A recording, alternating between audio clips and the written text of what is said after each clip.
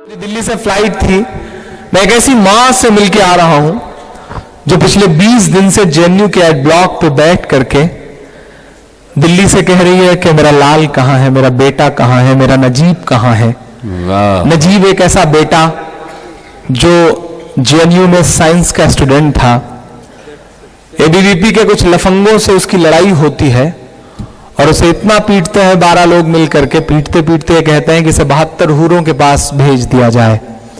सोचिए नफरतें कहां आ गई हैं।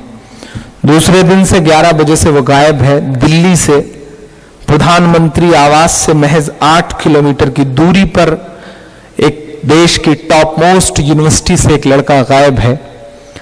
आम आदमी पार्टी के विधायकों को जहन्नम तक से ढूंढ के ला देने वाली पुलिस, भोपाल एनकाउंटर के नाम पर 8 अंडर ट्रायल कैदियों को तलाश करके बिल्कुल जेम्स बॉन्ड की तरह मार देने वाली पुलिस पिछले 20 दिन से एक ऐसे लड़के को नहीं खोज पा रही है जो दिल्ली से गायब हुआ है।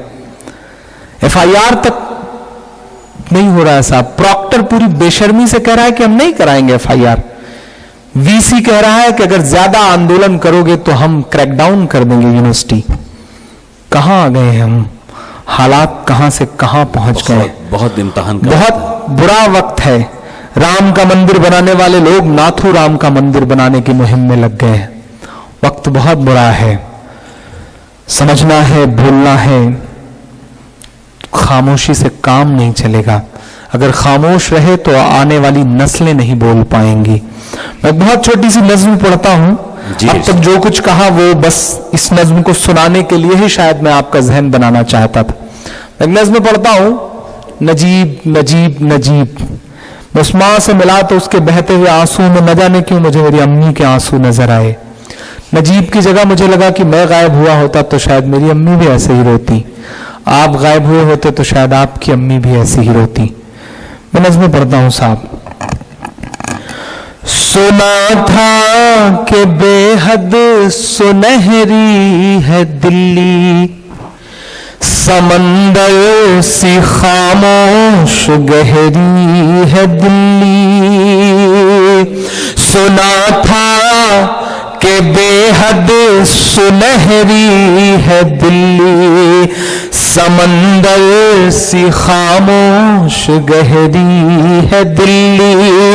मगर एक माँ की सदा सुन न पाए, मगर एक माँ की सदा सुन न पाए तो लगता है गूंगी है बहरी। बहुत अच्छा है। मेरे आंसुओं के साथ शामिल होंगे तो मुझे लगेगा कि जाया नहीं हुए हैं मेरे आंसू। जी बिल्कुल। बहुत रोया था मैं उस मां से मिलके लौटते वक्त। 2 दिन तक अजीब मन ही नहीं था। आज भी मैं अशफाक साहब से कह रहा था कि आज बहुत बड़ा प्रोटेस्ट था जेएनयू में। केजरीवाल थे, मणिशंकर अय्यर साहब थे, निवेदिता मेनन थी, प्रकाश करात थे, शशि थरूर साहब थे। मैं आना नहीं चाह रहा था, मुझे उस प्रोटेस्ट में रहना था नजीब की अम्मी के लिए। लेकिन अशफाक साहब से वादा किया था और पहली बार आपके बीच हाजिर होना था तो मुझे लगा कि नहीं, यहां जाना चाहिए। मैं पढ़ता हूं साहब। सुना था कि बेहद सुनहरी है दिल्ली, समंदर सी खामोश गहरी है दिल्ली। मगर एक माँ की सदा सुन न पाए तो लगता है गूंगी है बहरी है दिल्ली। वो आंखों में अश्कों का दरिया समेटे, वो उम्मीद का एक नजरिया समेटे।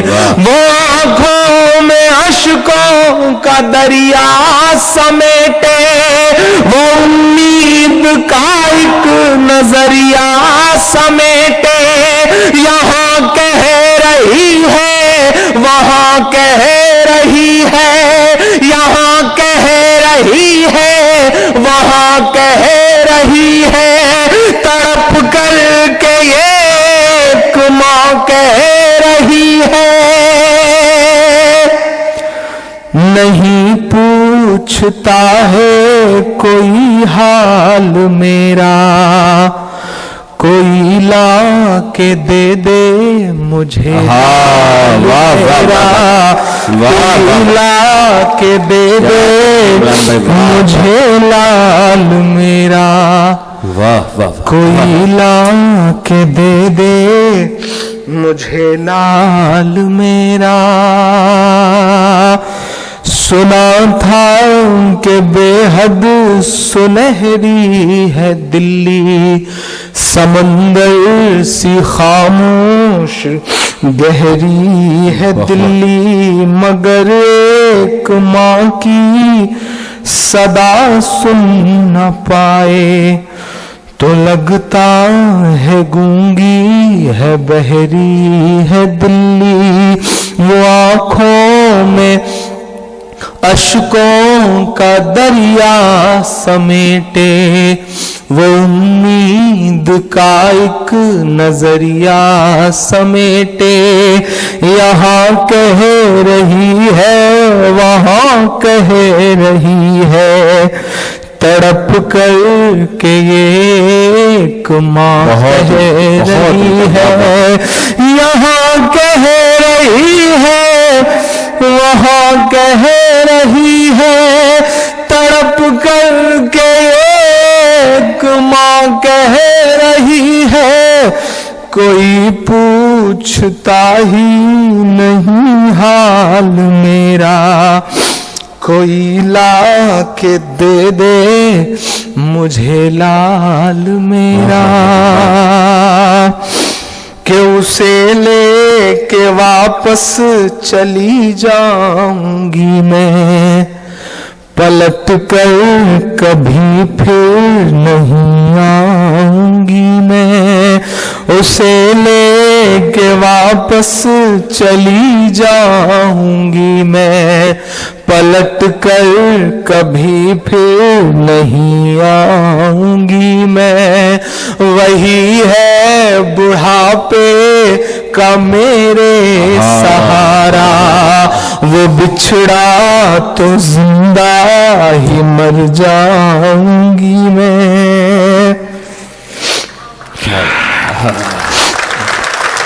क्या कर्ब है, क्या फिक्र है दोस्तों, ये फिक्र है, ये दर्द है, ये शायरी है। उसे लेके वापस चली जाऊंगी मैं, पलट कर कभी फिर नहीं आऊंगी मैं। वही है बुढ़ापे का मेरे सहारा, वो बिछड़ा तो जिंदा ही मर जाऊंगी मैं। वही है मेरी जिंदगी की कमाई, वही है मेरी जिंदगी की कमाई, वही तो है सदियों का आमाल मेरा। कोई ला के दे दे मुझे लाल मेरा, कोई ला के दे दे मुझे लाल मेरा। नहीं पूछता है कोई हाल मेरा, कोई ला के दे दे मुझे लाल मेरा। आखिरी बंद पढ़ता हूँ इस नज़्म का। पढ़ें इमरान साहब। महज 5, 6, 7 किलोमीटर के इर्द गिर्द सारे टीवी चैनल्स हैं, सारे प्रोमिनेंट लीडर्स के ऑफिसेज हैं, घर हैं, मिनिस्टरों के घर हैं। महोबा में हमारे देश का प्रधानमंत्री कहता है कि मैं मुस्लिम महिलाओं का हक दिला के रहूंगा। मेरा मन करता है कि मैं उनके घर के बाहर जाऊं, चीख करके उनसे कहूं कि नरेंद्र मोदी साहब अगर मुस्लिम महिलाओं को अपनी बहन मानते हैं, उनका हक दिलाना ही चाहते हैं, तो नजीब की अम्मी को अपनी बहन मान लीजिए और ला दीजिए वापस अपने भांजे। जिंदाबाद इमरान भाई, वाह वाह वाह वाह। मैं आखिरी बंद पढ़ता हूँ इस नज़्म का। बेशक। वाई कैटेगरी की सुरक्षा लेकर के, वाई कैटेगरी की सिक्योरिटी लेकर के इस देश के तिहाड़ से लौटे हुए एंकर अपने न्यूज रूम में बैठ करके टीवी चैनल्स पे नाग और नागिन की खबरें चला रहे हैं, लेकिन महज 4-5 किलोमीटर दूर उन्हें एक तड़पती हुई मां नहीं दिख रही है। इसलिए क्योंकि वो मुसलमान है, क्योंकि गायब हुए बच्चे का नाम नजीब है। कैसा मुल्क बना रहे हैं साहब आप, कैसा हिंदुस्तान बना रहे हैं। मैं आखिरी बंद पढ़ता हूं साहब इस मसले का। ये टीवी के अंकल कहाँ मर गए हैं, बयान करना होगा। वाह वाह वाह। ये टीवी के अंकल कहाँ मर गए हैं, ये गांधी के बंदर कहाँ मर गए हैं, ये टीवी के अंकल कहाँ मर गए हैं, ये गांधी के बंदर कहाँ मर गए हैं। मेरी चीख और मेरी फरियाद कहना, ये मोदी से एक माँ की रुदाद कहना। मेरी चीख और मेरी फरियाद कहना, ये मोदी से एक माँ की रुदाद कहना। कहीं झूठ की शख्सियत बह न जाए, कहीं झूठ की शख्सियत बह न जाए, ये नफरत की दीवार छत बह न जाए, ये नफरत की दीवार छत बह न जाए। है एक माँ के अश्कों का सैलाब साहब, है एक माँ के अश्कों का सैलाब साहब, कहीं आपकी सल्तनत बह न जाए। वाह वाह वाह वाह वाह। कहीं झूठ की शख्सियत बह न जाए, ये नफरत की दीवार छत बह न जाए। है एक माँ के अश्कों का सैलाब साहिब, कहीं आपकी सल्तनत बह न जाए। उजड़ सा गया है गुलिस्तां वतन का। जुल्म था, ज्यादती थी इससे पहले भी, लेकिन ये जो नंगई सड़कों पे उतर आई है ना, ये नहीं थी इससे पहले। इसके लिए लड़ना है, लड़ना तो पड़ेगा इंशाअल्लाह। उजड़ सा गया है गुलिस्तां वतन का, उजड़ सा गया है गुलिस्तां वतन का। नहीं तो ये भारत था खुशहाल मेरा, कोई ला के दे दे मुझे। वाह वाह वाह।